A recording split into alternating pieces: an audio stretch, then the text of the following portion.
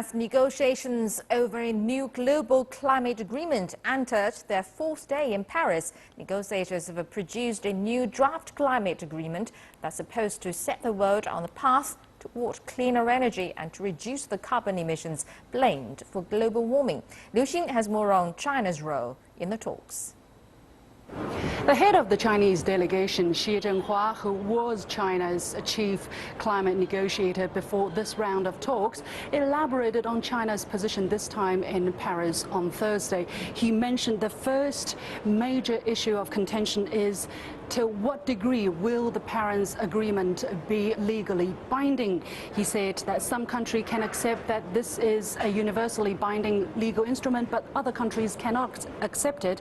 And China's position is that it can be some kind of a combination between a legally binding document that binds all countries in a global mechanism to fight against climate change, plus some political decisions which will bound each country to their own domestic national contribution targets. This is the first point of a difference that is under debate. Secondly, how ambitious this Paris Agreement will be. Xi Jinping says this is a matter of political trust and it's very important. However, China does not want any intrusive language documented in the final text, such as review or evaluation. China believes that it needs to be an inclusive process, taking into consideration of different countries' capacity, and words such as taken stock of each country's progress in fighting climate change can be considered instead of anything that's punitive. Meanwhile, countries need to be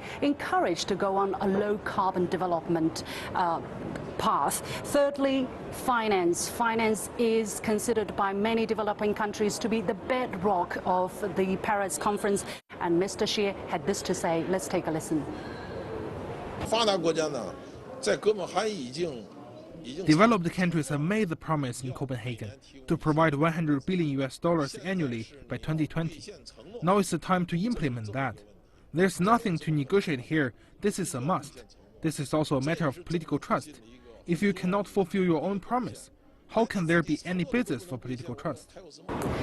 China admits that since the climate negotiations started 20 years ago, there has been difference in situations. However, the fundamental issues of responsibility of development phase and capacity has not changed. And in that regard, the principle of differentiation must not be changed. However, countries like China is willing to do more and is doing exactly that.